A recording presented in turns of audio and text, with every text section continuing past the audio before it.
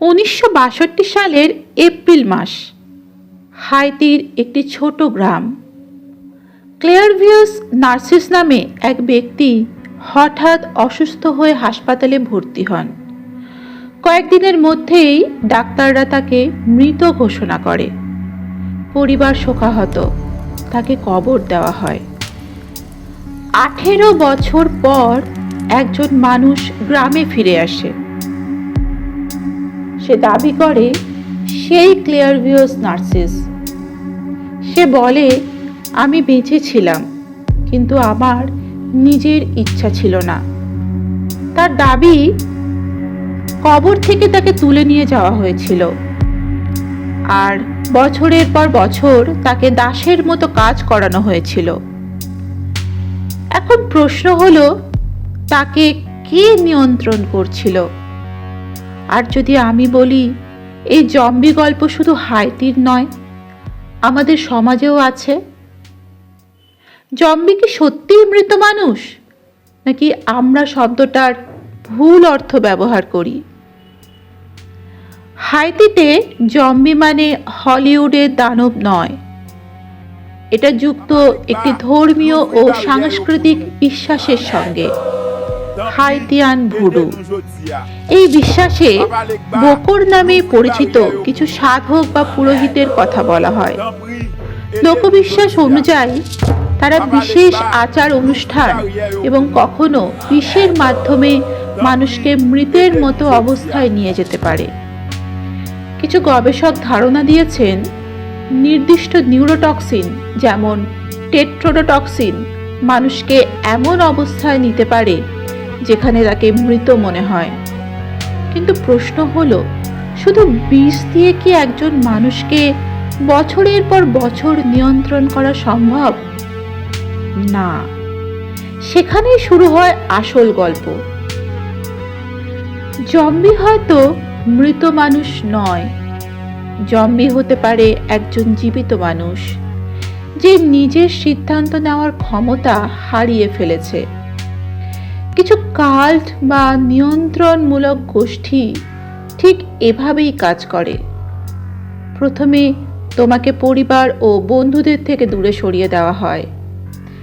তারপর তোমাকে বলা হয়, তুমি নির্বাচিত, তুমি আলাদা। এরপর বোঝায়, নেতার কথা মানেই সত্য, প্রশ্ন মানেই অবিশ্বাস। আর তারপর বলে, ছাড়লে তোমার সর্বনাশ হবে, তুমি ধ্বংস হয়ে যাবে। এভাবে ধীরে ধীরে তোমার স্বাধীন চিন্তা সংকুচিত হয়ে যায়। তুমি বেঁচে থাকো, কিন্তু নিজের ইচ্ছায় নয়। এই নিয়ন্ত্রণ সবসময় ভয় দিয়ে শুরু হয় না, কখনো এটা আসে ভালোবাসার মুখোশ পরে। আমরা তোমার পরিবার। কখনো ধর্মের মুখোশ পরে, ঈশ্বর তোমাকেই বেছে নিয়েছেন। কখনো বিজ্ঞানের মুখোশ পরে, আমাদের কাছে গোপন জ্ঞান আছে।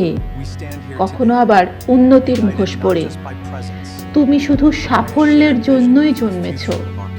কিন্তু এই সব কিছুর লক্ষ্য একটাই, তোমার স্বাধীন বিচার শক্তিকে দুর্বল করে তোলা। আজকের পৃথিবীতে জম্বি শব্দটা হয়তো ব্যবহার করা হয় না, কিন্তু অন্ধ আনুগত্য, চিন্তাহীন অনুসরণ, গোষ্ঠীর চাপে ব্যক্তিত্ব হারানো, এই প্যাটার্ন আমরা বিভিন্ন জায়গায় দেখতে পাই।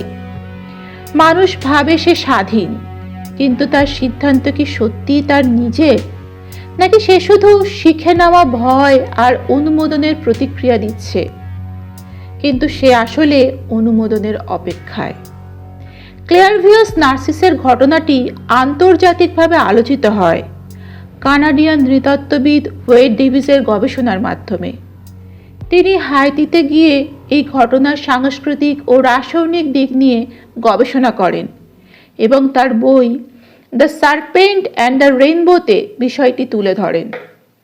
তবে আজও এই ঘটনার ব্যাখ্যা নিয়ে বিতর্ক রয়েছে। কেউ এটাকে বিষক্রিয়া ও সামাজিক প্রভাবের ফল বলে মনে করেন, কেউ এটাকে সাংস্কৃতিক বিশ্বাসের শক্তির উদাহরণ মনে করেন।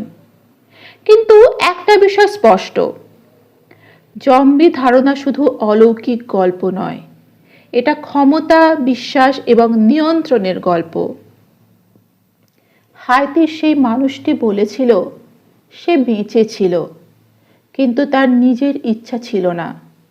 আমরা কি নিশ্চিত আমাদের ইচ্ছাগুলো সত্যি আমাদের নিজের? জম্বি হয়তো মৃত মানুষ নয়, জম্বি হতে পারে চিন্তাহীন আনুগত্য।